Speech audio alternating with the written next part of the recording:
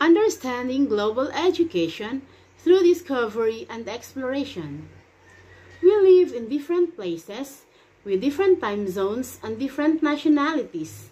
But though we are far from each other globally, we must strive to get to know each other for us to live harmoniously and to understand each other's unique qualities and diversity.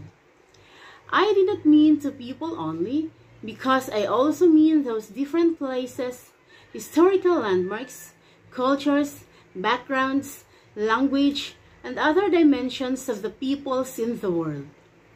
The past semester was full of vibrant joy and laughter, warm camaraderie and friendships, and exploration of the 3 different countries that we visited. In one of the subjects for my doctorate degree, Doctor of Education, major in Educational Leadership, named EL333, Cross-Cultural, Economic, and Environmental Dimensions of Global Education, we went for a tour abroad, specifically to 3 beautiful countries, Thailand, Cambodia, and Vietnam, also known as Indochina. We explored these 3 countries for us to get to know the people better, their culture, language, the places that they live in, and to discover the historic sites that formed them as to who they are today. We went there for us to better equip ourselves with hands-on information and knowledge on who these people are and how they live in their countries. Before we started our journey, I had to prepare a lot of things, not only from the luggage that I had to use to preparing my clothes during my travel and buying medicines and other stuff in case emergency happened. It was a tedious but exciting preparation for our journey to Manila, as we had to go to NAIA or Ninoy Aquino International Airport for our travel. There alone, I received help and support from my 3 companions in getting our bus tickets and riding in the bus in the city terminal.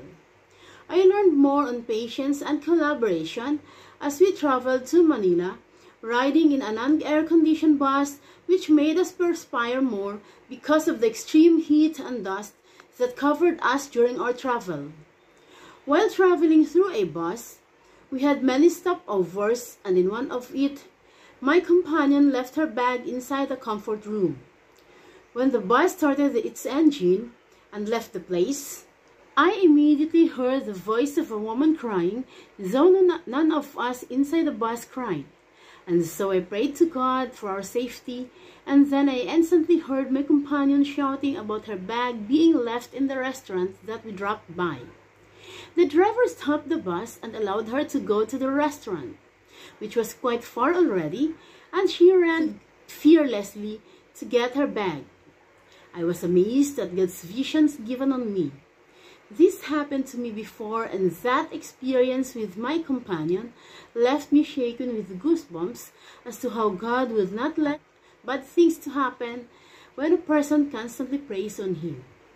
There were so many what-ifs in my mind, but what prevailed in me was my faith in God, and so I kept on praying to Him for everyone's safety in the tour and for the safety of my children and husband who were left at home. Upon disembarking in Manila from the bus, our decisiveness prevailed since the 4 of us were first-timers in going to the airport. Patience and support for one another became our mantra as we faced the challenge of getting there, finding a room to stay on for a few hours while waiting for our flight and waiting for our other classmates and companions for the tour. We were so happy as we were able to check in at the lounge called The Wings at the NAIA, which accommodated us, gave us free food, and allowed us to shower and cleanse ourselves from all the dirt that we got in our travel. The first time that I experienced an international flight was a little fearful because of the doubts within me. I ordered a luggage in Shopee, but it was returned by the rider to the seller immediately, and so I had to find and purchase another bag for my travel. My husband weighed my clothes inside the bag, and it had a little extra weight, but I was confident that it's fine. I used the cheap bag in going to Manila, but in the airport alone, it was damaged, and so I had to buy another luggage from the mall in Divisoria. Going there by myself was like the first time I went to Manila in 2003. I explored and let my courage prevail to get to my destination and buy a cheaper luggage because in the airport it's more expensive and cost thousands of money. We were so happy seeing the arrival of our classmates and other companions at the airport, and together we checked in and waited to board the plane. It was so memorable for me being with different people for my journey to other countries, and we were so happy while taking pictures, and some of us were taking videos. It was a great experience in the airport alone. I did pay for a checked-in baggage, and so questions on what would happen to my belongings existed.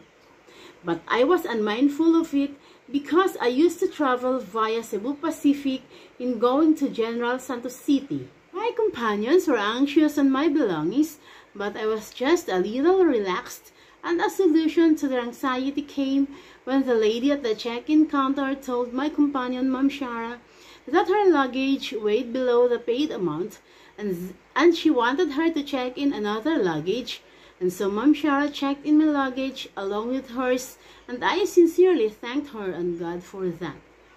Actually, I really want to try if my luggage would be allowed for hand carry only in an international flight, but because it was checked in already, my curiosity was unanswered. I felt anxious when falling in line at the Philippine immigration to undergo the interview with the immigration officer. I was dreadful looking at the people ahead of me who were asked many questions. I prayed to God that I could pass the interview and that I could continue my tour abroad, and thankfully, the immigration officer asked me only one question and gave me an advice on what to write on our job description online. I was so happy leaving the immigration officer, and my perception on the scenario at the immigration was changed, because what I thought then was that during an interview at the immigration, a tourist would sit and talk seriously with the immigration officer, but it's not. It's as if we won the lottery after our interview with the immigration officer. It was a success and a moment to remember for us. When we boarded the plane, excitement started to linger in me as I anticipated our arrival in Bangkok, Thailand. There we checked in at Diamond City Hotel with so nice accommodation that made me feel relaxed and living a luxurious life.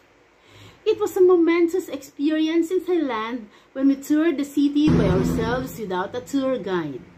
Walking down the city streets, going to the malls, eating at local restaurants and street foods, exploring the beautiful sceneries and high-rise buildings in Bangkok, and finding our way back to the hotel. These were full of happy memories as we roamed around the city of Bangkok. There was even a night when we explored the city and we went to a Moom night market where we saw male thighs dancing while serving food to their customers. But I did not enter, and so all of us left, much to the dismay of our leader. We could not bear eating in that local restaurant while male servers would dance around us, and so we looked for other local restaurants nearby where we indulged in Thai cuisine. After that, some of our companions left, but I stayed with the others who still wanted to explore the city of Bangkok, and we continued exploring the city by riding in their bus and looking for their train station to ride in the train. We were full of laughter that night, although it was tedious walking for so many hours. We happily went back to the hotel with our hearts full of laughter. In Thailand, I learned that they did not only use baht as their currency, but that dollar is used, and it's even seen as the prices of commodities there. It's expensive living in Thailand since the prices of goods are expensive. Our tour to the beautiful places in Thailand with our tour guide made me see their culture, especially the visit to the towers, the temples, and other scenic sites. The tour guide explained well the places that we passed by and the history of Thailand with those statues and high-rise buildings that we saw. And he's so funny and entertaining as he guided us to the busy city life in Bangkok. I learned that visiting the temples requires serenity and respect for those inside of it. Our tour with the towers made me and my companion burst with laughter as we were able to climb on top of the stairs of the towers, but we were so afraid to climb down, so we kept on looking for the low stairs, much to our dismay. We found out that all the stairs were highly built, with no railings beside of it, so we were forced to climb down gradually. We were afraid, but still we were laughing. In Thailand, we learned that there's a store that manufactures and sells expensive gemstones. They have cheaper gems, but the most expensive and exquisite gems could be found there. And if you're a millionaire, you can go to their gems gallery called Gems Gallery International Manufacturer. I saw intricately designed and exquisite gems that made me feel in awe and amazed, because aside from being elegantly made, these gems were so expensive. There, we were able to meet and talk to a Filipino employee who was so hospitable, friendly, and accommodating, and he explained to us well our queries about the Gems Gallery. Before we left Bangkok, we dropped by Travel Mart Agency for our travel to Cambodia, and while waiting for our bus, we roamed around, so we saw those tall, beautiful buildings, and my companion and roommate, Ma'am Maricon, was so excited and happy as we were able to take pictures, and we went to a money changer wherein I learned that women in Thailand should not touch the men because doing so is rudeness. One event that was so unforgettable was when a monk entered the money changer and the woman in the counter was talking to me and acting something that I found difficult to understand. But later on, I comprehend her actions that she is telling me to stay far away from the monk because it's disrespect to get closer to him, much more touch him. So I stood far from the monk. Then after the Thai woman and her companion finished their pray-over conducted by the monk, I, Ma'am Vivian, and Ma'am Maricon asked for the monk to pray for us, and he did so after each of us gave 20 baht. I learned about respect to men, especially those conducting worship duties in Thailand, and that's Thai culture that Filipinos must learn when going to Thailand. One thing which was hard in Thailand was that many of them could not speak and understand English, and so there were businesses which lost customers because they could not deal properly with their customers.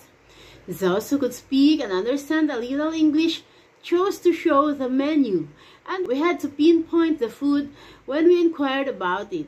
And this showed the economic dimensions of different countries wherein an international language is needed for people to understand each other and succeed in dealing economically with people of different nationalities.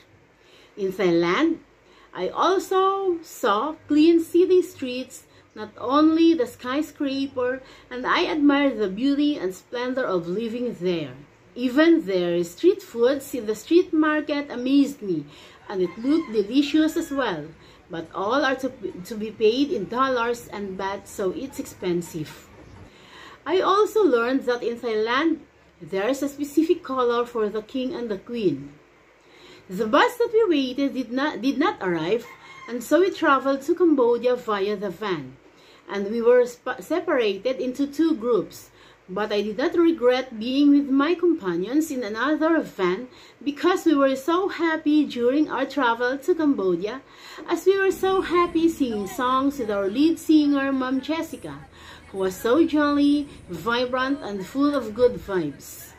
I did not feel boredom. Instead, I felt bliss, and I was grateful for having them as my companions in going to Cambodia. I was also taking pictures and videos while simultaneously singing songs with my classmates during our travel by land, looking at the beautiful scenery from Thailand to Cambodia. Instead of sleeping while on the way to Cambodia, I stayed awake and I did not feel drowsiness. It was a trip worth pondering for a lifetime, and it never left a dull moment in my mind. When we reached Cambodia, I felt a little fearful because we were about to cross borders, and I was imagining things like those I've seen on television when people would cross borders. I was thinking, what if there were soldiers on the other side of the land? But my fear vanished when I finally saw the place, which was peaceful and harmonious, with people of different nationalities crossing by. There's one unforgettable moment for me in Cambodia, and that was when a companion who was last in falling in line to Thailand immigration got lost, and she thought that all of us left her already, where in fact we waited for her at the stairs after the exit door, and we were so worried on where she was. This experience made me realize that Filipinos abroad love, care, and support each other when somebody's lost. Our companion misunderstood it, and she thought that we left her. The fact that we've been waiting for her and some were looking for her at the immigration. Then we learned later that our companion was there already at the Cambodian immigration with our other classmates and companions for the tour. This experience taught me the value of proper communication and being attentive to fellow tourists for us not to get lost during our travel. It made me realize that many things were left undone due to wasted time in waiting for people who we thought we left, but rather left us unintentionally for not choosing the right path to traverse. When we entered Siem Reap, Cambodia, we checked into another luxurious hotel named Capri Hotel, and it showed Cambodian culture, where on the beds were put leaves and flowers of plants. The bed was arranged intricately with bathtub inside, and I felt awe again as I entered the hotel room. The night that we entered our hotel room gave us time to have a heart-to-heart talk with one another, to settle some issues and avoid further problems during our tour. It was an emotional night where honest conversations on what transpired during our travel were made. There I learned the value of speaking softly to all people, regardless of status and positions in life. I learned candor in a good way and humility to accept one's shortcomings and flaws in life. It taught me to be considerate with one another, be patient in seeking for companions, and be professional in our daily conversations. In Cambodia, we enjoyed sightseeing to the beautiful places, especially when we visited the historic site where the movie Tomb Raider of Angelina Jolie was filmed. Just like Thailand, we rode in a vehicle called tuk-tuk that showed their famous means of transportation. It not only toured us to the beautiful places in Cambodia, but also showed us the kindness of its drivers as they drove us to our destination, giving us free drinks and talking with us in a friendly manner. The visit to Angkor Wat mesmerized me as it was a vast landmark with its amazing libraries and its temple with carvings showing Cambodian war history and its remnants. It was so hot walking there, and before we entered it, we were warned of the monkeys outside, for they might get our belongings. Another unforgettable event touched me, and that was when our companion was lost again, and we waited for her to arrive at the destined meeting place. It was so hot, but she is nowhere to be found, and the tour guide and other classmates searched for her in the place, but to no avail. Because of this, our supposed travel to another temple did not materialize because we lacked sufficient time already, and I learned more on listening carefully to instructions, following it to avoid distractions and accomplish the goals of the tour. I valued more on time management, attentiveness, and consideration to other people's feelings and values, for people to have good collaborations. Since the tour guide informed us on what to do and where to go that day, I realized that if people were attentive and considerate, more things could have been done and everybody should have been enjoying more of the tour. Patience and self-control constantly prevailed on me during that moment.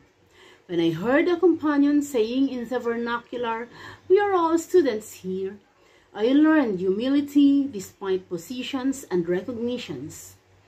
After visiting Angkor Wat, we went to a local restaurant to indulge in Cambodian cuisine, and it was proven that Cambodia has higher prices of commodities and it's more expensive living there.